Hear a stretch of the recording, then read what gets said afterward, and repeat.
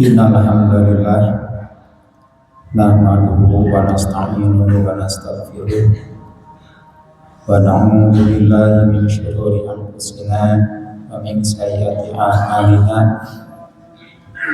may yahdihillahu fala mudilla lahu wa may yudlil fala hadiya lahu.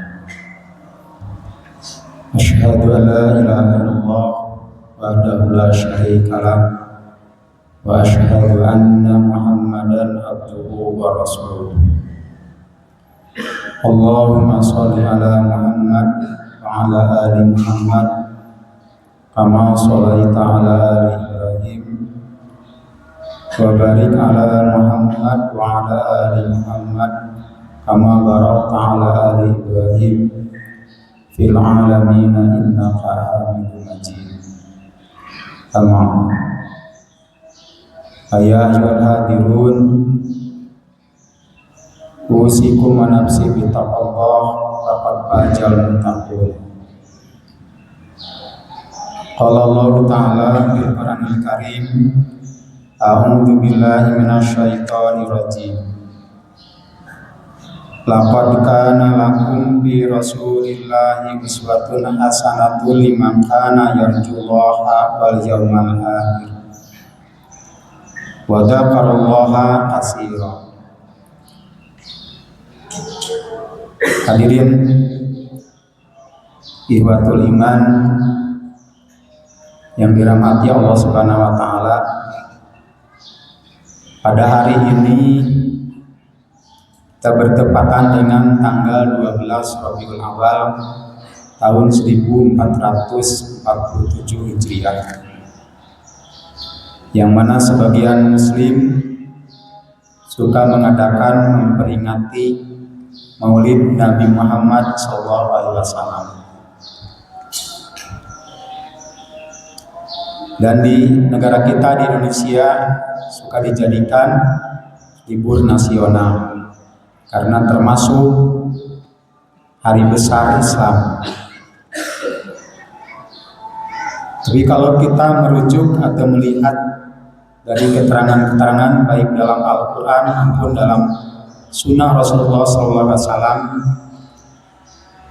tidak ada perintah atau keterangan yang menjelaskan bahwa kita harus memperingati kelahiran atau maulid Nabi kita Nabi Muhammad SAW. Justru yang kita perintah adalah harus mentaati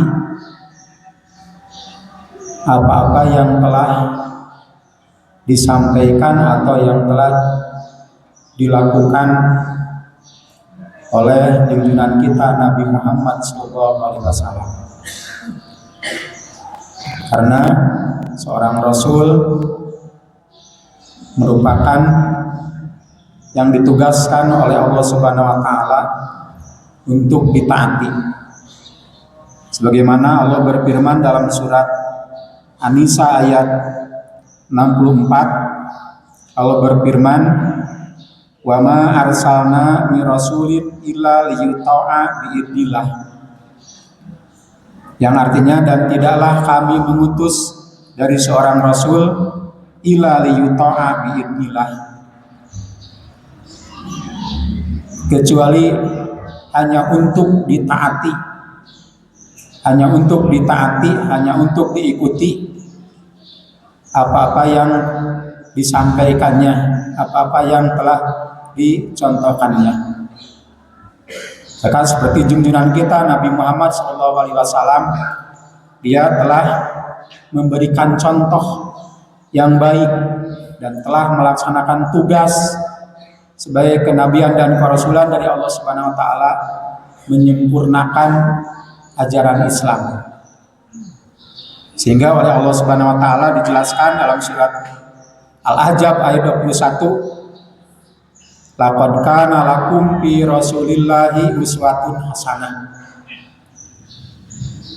Sungguh telah ada bagi kamu dalam diri Rasulullah SAW itu adalah uswatun hasanatun, contoh-contoh yang baik, suri tuladan yang baik.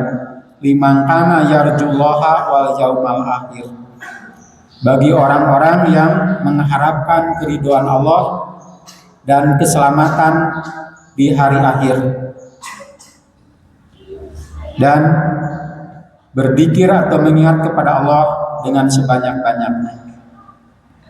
Jadi bagi kita selaku umatnya, umat Rasulullah SAW, maka dengan sampainya kepada bulan Rabiul Awal, hari sekarang tanggal 12 Rabiul Awal ini, mari kita tingkatkan ketakwaan kita, tingkatkan keimanan kita juga dalam melaksanakan ketakwaannya harus sesuai dengan tuntunan ajaran Nabi kita, Nabi Muhammad SAW. Maka pada saat ini Otipun akan menyampaikan beberapa ayat yang dijelaskan oleh Allah Subhanahu wa taala yang merupakan perintah dari Allah kepada kita agar kita selalu mentaati, selalu mengikuti apa-apa yang dibawa oleh Rasulullah SAW. Dalam surat Al-Hasr ayat 7 Allah berfirman, "Wa ma atakumur rasulu fa'uduhu wa ma nahakum anhu fantahu. Wattaqullaha innallaha syadidul iqab." Dan apa-apa yang telah dibawa kepadamu oleh Rasulullah SAW, fahuduhu, maka ambillah oleh kamu. Wa ma nahakum anhu fantahu. Dan apa-apa yang dilarangnya, maka jauhilah. Wattaqullaha, dan bertakwalah kamu kepada Allah. Innallaha syadidul iqab, sesungguhnya Allah itu yang sangat keras siksaannya. Nah, ini adalah ayat yang menjelaskan bahwa kita harus mengambil, harus menerima apa-apa yang telah dibawa, apa-apa yang telah disampaikan oleh Rasulullah SAW kepada kita. Itu apa?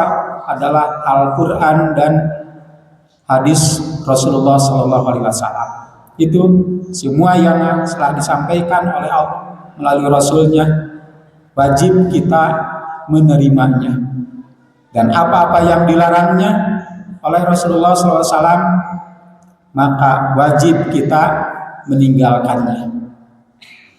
Nabi Muhammad SAW bahwa telah memberikan suri tuladan bagi kita, bukan hanya urusan ibadah mahdoh, bukan hanya di urusan ibadah secara ritualnya kepada Allah Subhanahu wa taala, yaitu ibadah sholat, ibadah haji, tetapi dalam segi, berbagai segi dalam kehidupan kita.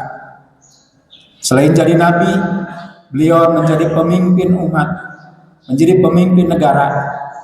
Dia berhasil menjadi pemimpin yang menjadikan negeri Madinah menjadi negeri yang bercahaya, berada dalam cahaya Allah Subhanahu wa taala. Kenapa? Karena mengikuti tuntunan ajaran yang disampaikan oleh Allah Subhanahu wa taala, melaksanakan berbagai macam hukum yang telah ditentukan oleh Allah Subhanahu wa taala, sehingga menjadi pemimpin yang adil, pemimpin yang sukses, membina umat menjadi umat yang bertakwa kepada Allah Subhanahu wa taala. Maka kita harus meneladaninya, kita harus mengikutinya, apa-apa yang telah dibawa oleh Rasulullah SAW. Ayat yang lain dalam surat Ali Imran ayat 31, Allah berfirman, "Qul in kuntum tuhibbunallaha fattabi'uni yuhibbukumullahu wa yaghfir lakum dzunubakum wallahu ghafurur rahim." Katakanlah wahai Muhammad, in kuntum tuhibbuna, jika kamu adalah orang yang mencintai Allah, fattabi'uni, maka ikutilah aku. Maksudnya kepada umatnya, kepada orang-orang yang beriman. Jika kamu wahai orang-orang yang beriman mencintai Allah, maka syaratnya fattabi'uni, ikutilah aku. Siapa? Yaitu ikutilah Nabi Muhammad sallallahu alaihi wasallam. Maka yuhibbukumullahu wa yaghfir lakum, maka akan dicintai oleh Allah Subhanahu wa taala. Allah akan mencintai kamu dan akan mengampuni kamu terhadap dosa-dosa kamu. Wallahu ghafurur rahim, dan Allah itu yang Maha Pengampun, Maha Penyayang. Ini pun adalah merupakan perintah dari Allah Subhanahu wa taala. Jika kita benar orang-orang yang mencintai Allah, maka tidak bisa hanya taat kepada Allah, tetapi harus melalui mentaati, mengikuti junjungan kita Nabi Muhammad SAW. Maka pasti Allah akan mencintai kita selaku orang yang beriman dan akan mengampuni dosa-dosa kita, karena Allah yang Maha Pengampun dan Maha Penyayang. Kemudian dalam surat Al-Ahzab ayat 36 Allah berfirman, wa ma kana lil mu'minin wala mu'minatin idza qadallahu wa rasuluhu amran ayyakuna lahumul khiyarah min amrihim wa may yasillaha wa rasulahu faqad dhalla dhalalan ba'ida.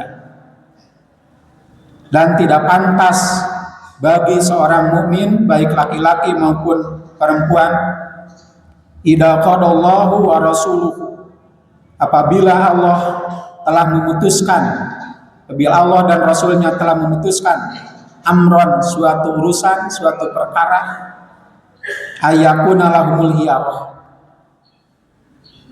memilih lagi urusan atau perkara yang bukan yang telah diputuskan oleh Allah dan Rasulnya. Artinya bagi orang yang beriman, baik laki-laki maupun perempuan, jika Allah telah memutuskan memberikan aturan dalam Al-Quran atau dalam Sunnah Rasulullah SAW, maka kita tidak boleh memilih lagi aturan yang bukan atau yang tidak ada dalam Al-Quran dan Sunnah Rasulullah SAW. Maka kalau kita memilih lagi aturan yang bukan dari Al-Quran dan Sunnah, maka di sini disebutkan barang siapa yang durhaka kepada Allah dan Rasulnya, bermaksiat kepada Allah dan Rasulnya, faqad dhalla dhalalan ba'ida, sungguh dia telah sesat dalam kesesatan yang nyata. Ini adalah ayat-ayat yang Allah telah jelaskan kepada kita agar kita selalu taat kepada Allah, selalu taat kepada Rasul. Ayat selanjutnya Allah berfirman dalam surat An-Nisa ayat 59, ya ayyuhalladzina amanu atiullaha wa atiur rasul wa ulil amri minkum fa in tanajjatum fi syai'in farudduhu ilallahi wa rasul in kuntum tu'minuna billahi wal yaumil akhir dzalika khairu wa ahsan ta'wila. Wahai orang-orang yang beriman, taatlah kamu kepada Allah dan taatlah kamu kepada Rasul dan kepada pemimpin di antara kamu. Dan jika kamu mempunyai masalah atau perkara masalah dalam sesuatu, maka harus dikembalikan kepada Allah dan Rasulnya. Ini pun adalah merupakan perintah dari Allah kepada kita selaku orang yang beriman, harus mentaati kepada Allah dan Rasulnya. Juga di mana ada masalah dalam kehidupan kita, maka harus dirujukan, dikembalikan kepada tuntunan Allah dan Rasulnya, yaitu kembali kepada Al-Quran dan Sunnah Rasulullah SAW. Jadi bagi kita selaku umat yang beriman, selaku umat Islam, sangat mudah untuk mengatur kehidupan kita dalam segala urusan. Hanya kita tinggal kembali kepada Allah, yaitu Al-Quran, kembali kepada Rasul, artinya hadis yang sahih.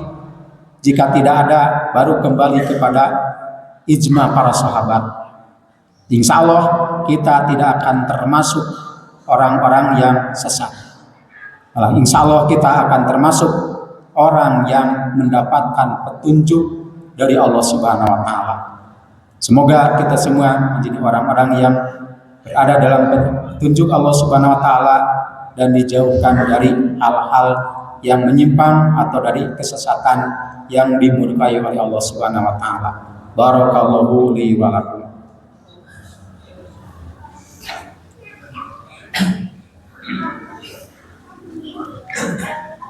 Alhamdulillahirabbil alamin wassalatu wassalamu ala nabiyyina Muhammadin khatamil anbiya'i wal mursalin wa ala alihi wa sahbihi ajmain. Asyhadu an la ilaha illallah wahdahu la syarikalah wa asyhadu anna Muhammadan abduhu wa rasuluh. Hadirin ikhwatul iman yang dirahmati Allah Subhanahu wa taala.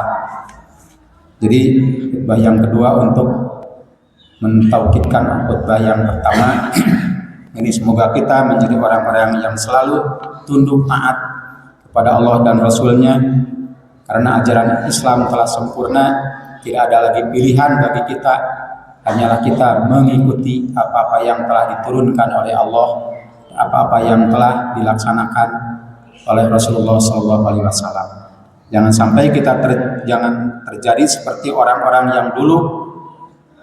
Dalam surat Al-Maidah ayat 104 Allah berfirman, wa idza qila lahum ta'alu ila ma anzalallahu wa ila rasuli qalu hasbuna ma wajadna aba'ana law kana aba'uhum la ya'lamuna syai'a wa la yahtadun.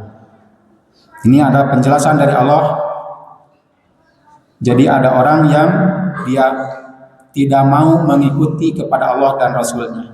Wa idza qila lahum ta'alu ila ma anzalallahu wa rasuli. Dan apabila dikatakan kepada mereka, marilah kita taat atau mengikuti apa yang telah diturunkan kepada Allah oleh Allah dan apa yang telah dilaksanakan oleh Rasulullah SAW. Mereka menjawab, qalu hasbuna ma wajadna aba'ana.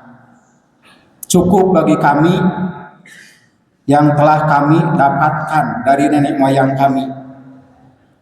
Awalau kana aba'uhum la ya'lamuna syai'a wa la yahtadun.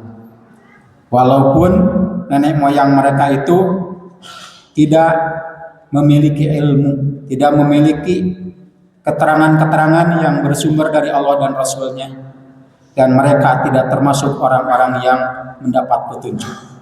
Nah, kita jangan sampai terjadi hanya ikut-ikutan, mengikuti nenek moyang, mengikuti orang tua kita, tapi tidak dilihat dari mana sumbernya.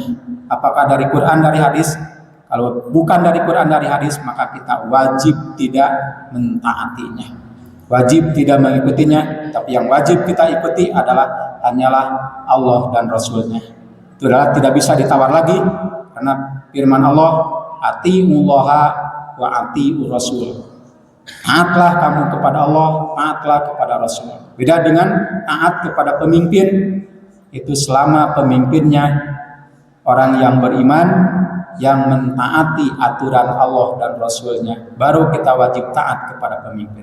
Tapi kepada Allah dan Rasul-Nya itu adalah harga mati yang pasti, karena pasti benar, mustahil salah, maka kita wajib mengikutinya. Hadirin sidang Jumat batul iman rahimakumullah, dan seterusnya bukti ketaatan kita. Saya sampaikan sebuah hadis yang mengenai bahwa menurut para ahli hisab, menurut perhitungan para ahli hisab, bahwa pada tanggal 7 malam ke-8 bulan September atau tanggal 14 malam ke-15 Rabiul Awal tahun 1447 Hijriah ini akan terjadi gerhana bulan. Maka kita harus mengikuti apa yang harus kita lakukan di mana terjadi gerhana bulan. Dalam sebuah hadis riwayat Bukhari Muslim yang disampaikan dari Aisyah, wa an Aisyata radhiyallahu anha anna Nabiya sallallahu alaihi wasallam qala inna syamsa wal qamara ayatani min ayatillahi layat khosipani lil mauti ahadin wala li hayatihi Faida ra'aitum dalika fad'ullaha wa kabiru wa tasadaqu wa sallu. Maka bukti ketaatan kita kepada Rasul harus dilaksanakan yang dijelaskan dalam hadis ini, yaitu bahwa matahari dan bulan itu adalah dua tanda dari tanda-tanda kekuasaan Allah Subhanahu wa taala. Maka tidak akan terjadi gerhana kedua tanda kekuasaan Allah itu, matahari dan bulan itu, karena matinya seseorang atau karena lahirnya seseorang. Maka apabila kamu melihat terjadi gerhana baik matahari maupun bulan, maka Nabi menyuruh kepada kita fad'ullaha, maka kita harus berdoa kepada Allah Subhanahu wa taala. Wa kabbiru, dan bertakbirlah. Wa tasaddaqu, dan bersedekahlah. Wa shollu, dan sholatlah. Itu sholat gerhana, yang mana terjadinya di tengah malam, yang dimulai dari jam 1 malam. Jam 1 malam itu tantangan bagi kita, bagaimana kita selaku orang yang beriman, yang selalu taat kepada Rasulullah SAW. Insya Allah hati kita akan terbuka, akan melaksanakan apa-apa yang dianjurkan oleh junjungan kita Nabi Muhammad SAW. Semoga kita bisa melaksanakannya, walaupun sunat tetapi jarang terjadi gerhana. Semoga kita bisa melaksanakan dengan keikhlasan, dan semoga menjadikan amal ibadah yang diterima di sisi Allah Subhanahu wa taala. Hanya sekian yang saya bisa sampaikan, semoga ada bermanfaat. Semoga kita berada dalam bimbingan Allah Subhanahu wa taala. Allah memberikan kekuatan kepada kita agar selalu taat kepada Allah dan Rasulullah SAW. Allahumma sholli wa sallim ala Muhammadin wa ala alihi washabihi ajmain. Amin ya Allah ya rabbal alamin. Allahumma ighfir lil mu'minina wal mu'minat wal muslimina wal muslimat al ahya'i minhum wal amwat innaka qaribun mujibud da'wat wa qadiyal hajat. Rabbana dolamna anfusana wa illam taghfir lana wa tarhamna lanakunanna minal khasirin. Rabbana la tuzigh qulubana ba'da idh hadaitana wa hab lana min ladunka rahmah innaka antal wahhab. Allahumma arinal haqqa haqqan warzuqna ittiba'ah wa arinal batila batilan warzuqna ijtinabah. Rabbana atina fid dunya hasanah wa fil akhirati hasanah wa qina adzabannar. Subhanaka rabbika rabbil izzati amma yasifun wa salamun alal mursalin walhamdulillahi rabbil alamin. Wassalamualaikum warahmatullahi wabarakatuh.